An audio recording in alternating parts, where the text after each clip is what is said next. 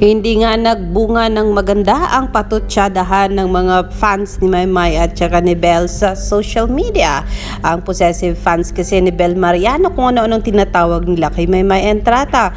Itong si Maymay Entrata naman na mga taga-subaybay ni Maymay Entrata, nako, hindi umuurong, sulong ng sulong din kasi alam naman nilang ang ganda ng idol na si Maymay Entrata. Ang sabi nila, oy nako Alexander Lexajus, sa pag nararamdaman na namin na ikaw ay isang Maydon.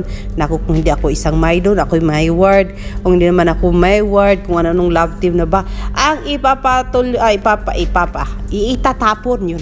Ang itatapon ninyo sa akin, nako, ang sinasabi ko sa inyo, mga followers ni Bel at ni Maymay, nasa gitna ako kung sino ang makapagbibigay saya at sino ang mag-aalaga kay Maymay na talagang gagawin siyang prinsesa at siya ang priority ng buhay nila, pasasayahin ni Maymay at siya ay pasasayahin ni Maymay, ay naku, edi doon ako. Wala naman akong sinabing pangalan.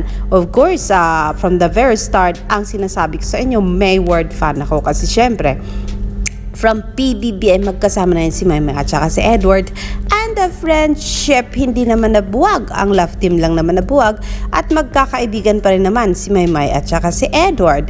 When Maymay met Kuya Robby, Donnie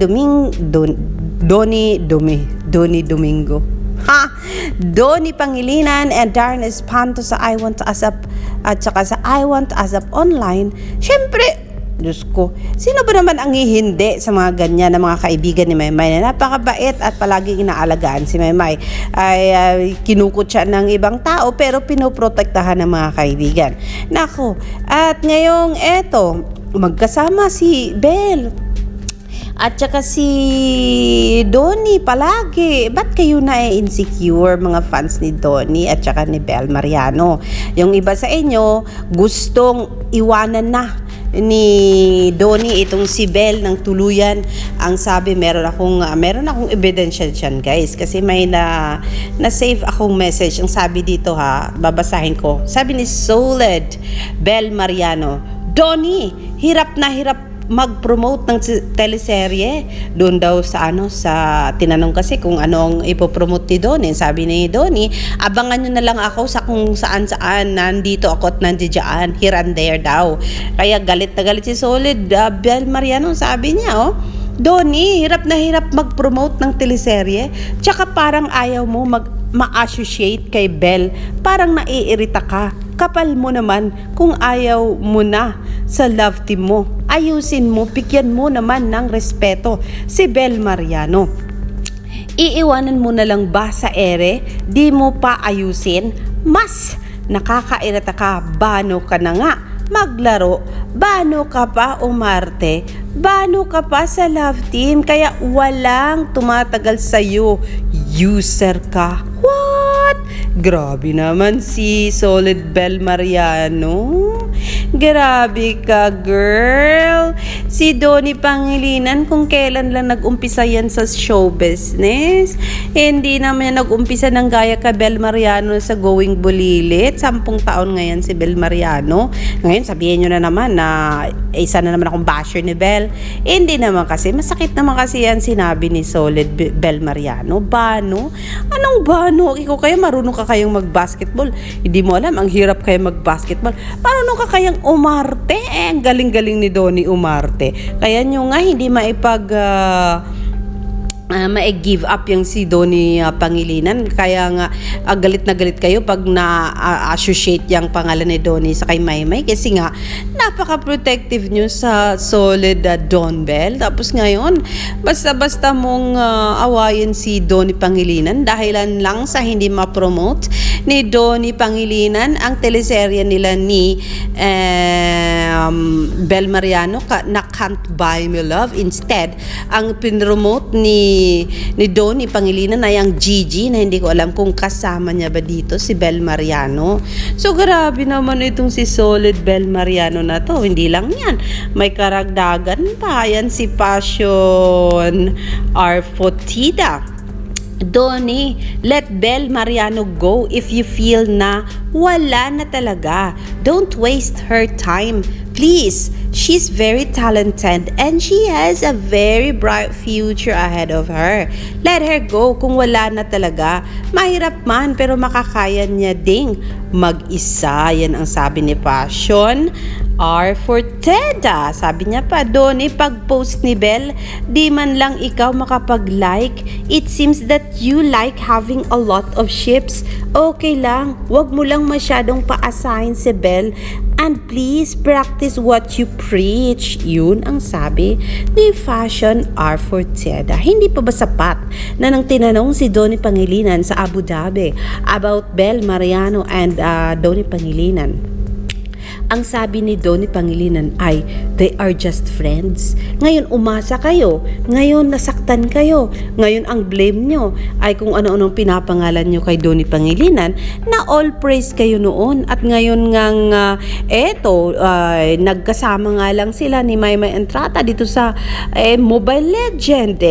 Nasabi rin naman na si Bel rin ay mahilig sa Mobile Legend. Hindi rin naman dininay ni Donnie Pangilinan yun. Bakit kayo nagalit? Dahilan ba sa sabi ng mga followers ni shippers Donnie Maydon shippers na niligawan noon ni Donnie si Maymay at hindi sinagot. Ang sabi pa nga ninyo, ex ni Donnie si Maymay. Hindi natin alam kung nangyari o hindi kasi nga hindi naman lumabas yan, ngayon lang yan lumabas dahilan sa kadami ng mga kachismisan na ginagawa nyo sa social media. Tapos ngayon sisisihin nyo si Donnie, paano maglaro, paano umarte. Pagkatapos kinarga ni Donnie Pangilinan ang pangalang Bel Mariano at gumawa sila ng ingay at gumawa ng magandang phenomenal love team, Gen Z phenomenal love team sa Pilipinas, ay tatawagin yung bano si Donnie Pangilinan. Di ba nakaka-hurt naman yon sa poging anak ni Mr. Anthony Pangilinan at Maricel Laksa? Naku, kung galit kayo, ayusin nyo ang pagiging galit nyo. Huwag yung hanggang below the belt na ang pang-aaway at pang-label nyo kay Donnie Pangilinan. O diba, be fair, not only for Bel kasi love team pa rin sila ngayon at kay Donnie Pangilinan kasi baka lunukin nyo ang kinakain nyo one day at yung pagsusuka-sukan nyo kay kunyari kay Donnie Pangilinan dahil sabi nyo ay nasasaktan ni Donnie si Bel Mariano. Naku naman, lunukin nyo yan one day kung maging sila, o diba? O ano ngayon, edi mas mapahiya pa kayo kasi pagkatapos yung dinura-duraan ay nilunok nyo uli, o diba? Huwag nyo na lang i-encourage yung dalawa na mag-work together hand in hand and work harder para sa love team nila. Kaya tuloy, nandito sa social media, o ayan o, pinagkumpara ang mukha ni Maymay at saka ni Bel Mariano. O ayan, ang kinis-kinis ng mukha ni Maymay na walang tigidig. Itong kay Bel Mariano, may nakikita silang medyo iba-iba. So, ayan, sino ba ang nasisira dyan? Hindi naman, di ba, si Maymay, si Bel Mariano din. Kaya, ayusin ang pagbibigay ng mga label. Kasi, akala nyo, sinisira nyo si Maymay, sinisiraan nyo si Maymay. Eto, pinapangalanan din ng mga Maydon shippers, itong si Bel na kung ano-ano. O, diba? So, instead of planting hate, why not love? Yan din. Talaga kasi magkasakasama yan sila sa church, guys, sa favorite church, di ba? Nakita nyo yung nagsimba rin yan si Bel Mariano sa favorite church. Ba't nyo kasi kailangan pag-awayan si Maymay at saka si Bel, si Donnie at saka si Maymay, si Donnie at saka si Bel, kung alam nyo namang magkakaibigan niyang lahat. O, di ba? Ang dami ko nang nasabi.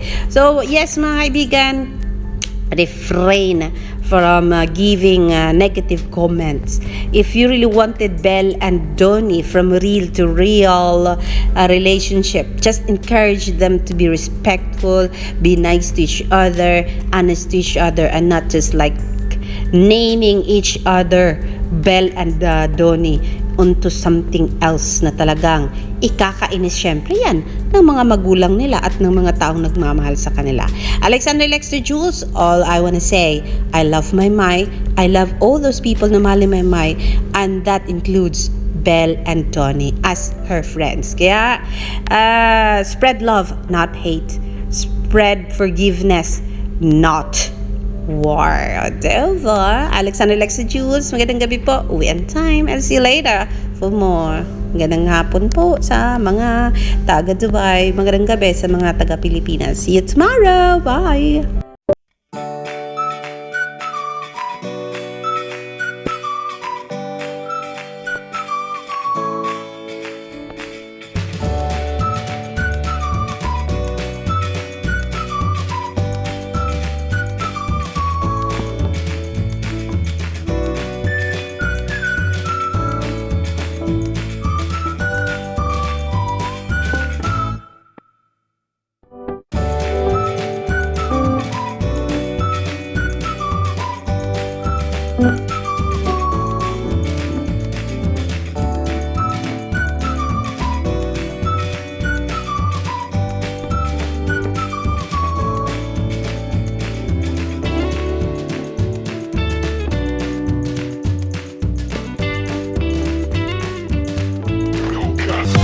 Okay.